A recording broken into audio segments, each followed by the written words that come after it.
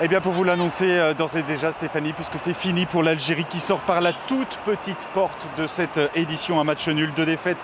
Un seul but marqué en l'espace de 3 matchs pour ces Fennecs, des Fennecs qui trouveront difficilement des excuses. Il y en avait eu lors des 2 matchs précédents.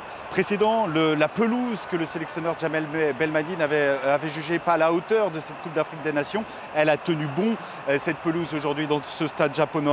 Il faisait chaud aujourd'hui, oui, mais il faisait chaud pour les Ivoiriens également. Des Fennecs hors sujet ce soir, coupés en deux, sans idée et totalement désorganisés en première période. Aucun milieu relayeur pour faire les transitions, pour assurer les transitions entre la défense et le secteur offensif. Des attaquants qui se marchaient littéralement dessus face à des Ivoiriens qui, eux, sont restés fidèles à leur schéma tactique, à leur schéma de jeu.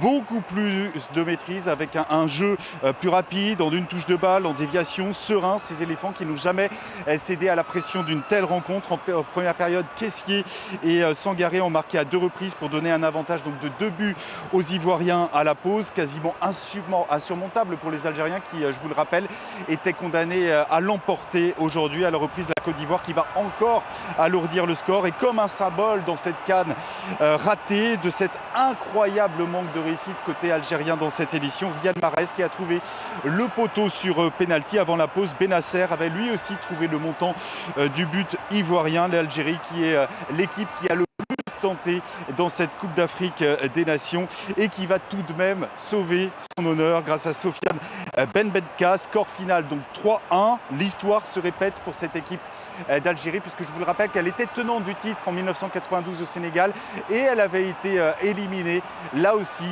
lors de la phase de groupe, dans un groupe qui comprenait déjà la Côte d'Ivoire. Des Ivoiriens, on va en parler. L'Égypte en 8e de finale, ce sera mercredi prochain ici, pour aller dans ce groupe, qualifié également la Guinée équatoriale qui va emporter 1-0 face à la Sierra Leone. Merci Benoît Perrochet.